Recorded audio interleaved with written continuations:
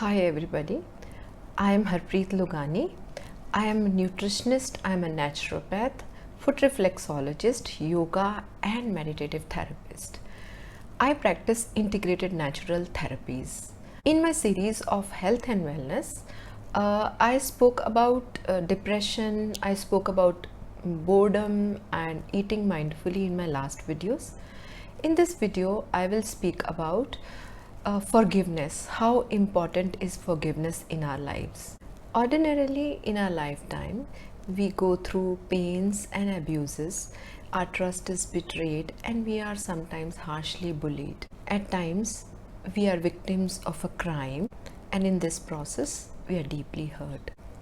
Anyone who has suffered a grievous hurt knows that when our inner world is disrupted, it's very difficult to concentrate on anything else than this turmoil or pain. Initially, when someone hurts, there is pain, and then it impacts our emotional state.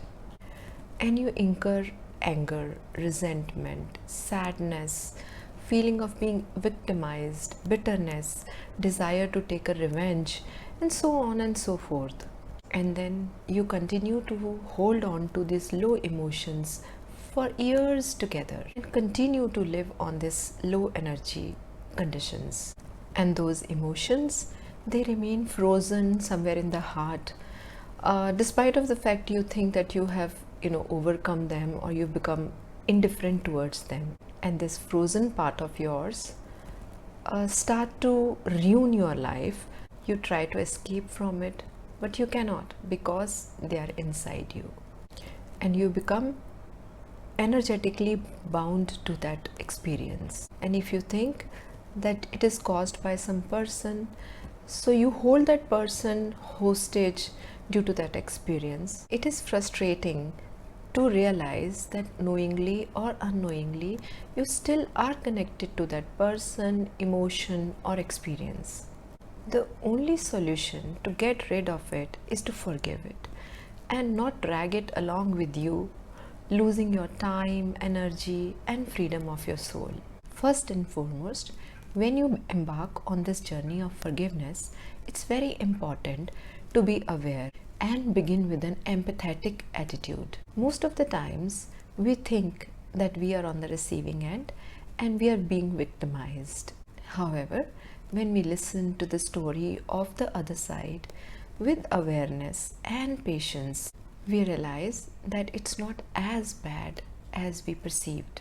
So it becomes very important to empty out the negativity and then fill it with love and positivity. Though it's very tempting to keep doing what we are doing, because it's very hard to get rid of the old patterns. Let's understand that the state of unforgiveness is just like darkness. You cannot throw the darkness out or destroy it directly, no matter how much you try. If you do not want darkness, bring in light. It is as simple as that. Address the pain and the thoughts that are associated with that event or trauma, and stop giving energy to those emotions. Many a times, therapies like emotional freedom techniques, they give a very beautiful and very positive result in my clients, wherein you make conscious efforts to cut the cords that keep you energetically bound to that experience or event and snap out of that energetic agreement in which you are living.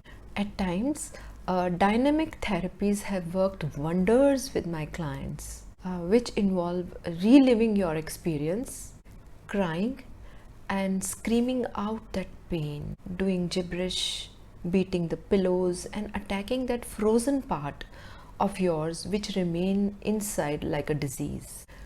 In many cases, art therapy helps to surface out those lower emotions and then to give place to the positive energies of love and passion to seep in, to release those those blockages and those frozen part of yours.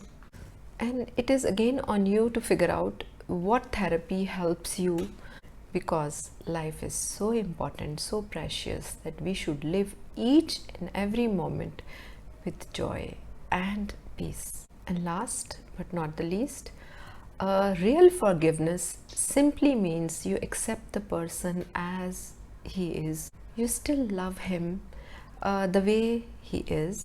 Forgiveness means you don't judge him. Ordinarily, we think that forgiveness is that we know that person is wrong and we still forgive him. That is, first you judge and then you forgive. This is not the real forgiveness. Real forgiveness has no judgment. It never says, no, that you have done something wrong and I still forgive you. It simply accepts the person as he is. As I conclude, I wish to say that we all have come from the same source. This source is our mother. We are one whole. Let's learn to love unconditionally, forgive unconditionally.